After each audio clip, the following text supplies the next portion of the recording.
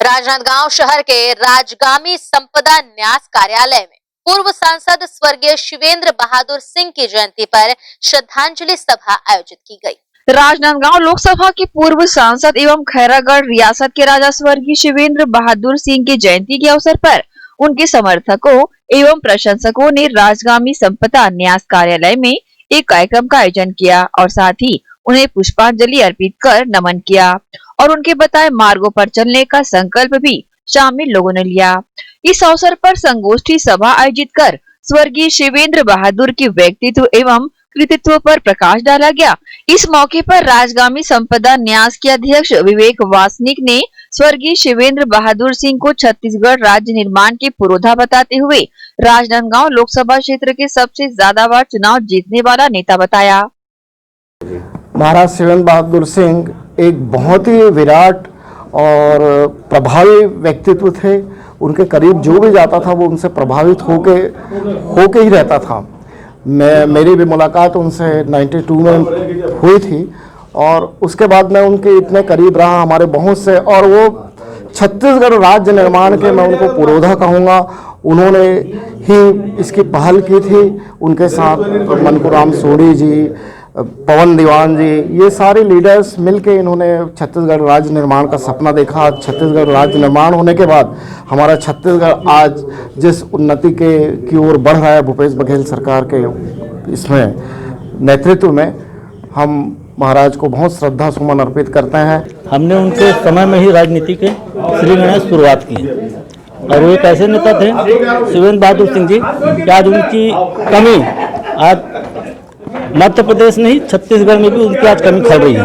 अगर आज वो रहते तो शायद था कि छत्तीसगढ़ का कहीं और कोई जगह नाम होता, लेकिन आज उनके नहीं रहने से हम लोग सभी उनके कारण दुखी हैं और शिवेंद्र बहादुर जी का सानिध्य हमको बहुत मिला। उनके कार्यकाल में मैं उपाध्यक्ष बना, अध्यक्ष बना ब्लॉक कांग्रेस कमेटी चौकी का।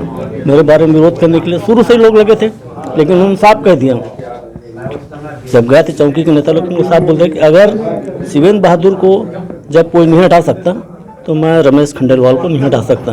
ये उनके वर्ड थे लाल निवास में। तो इसलिए हमारे नेता तो सर्वमान्य शिवेंद्र बहादुर सिंह जी थे। पूर्व प्रधानमंत्री राजीव गांधी के बाल सखा रहे स्वर्गीय शिवेंद्र बहादुर के व्यक्तित्व पर प्रकाश डालते हुए पूर्व विधायक इमरान मेमन ने अपनी प्रतिक्रिया दी।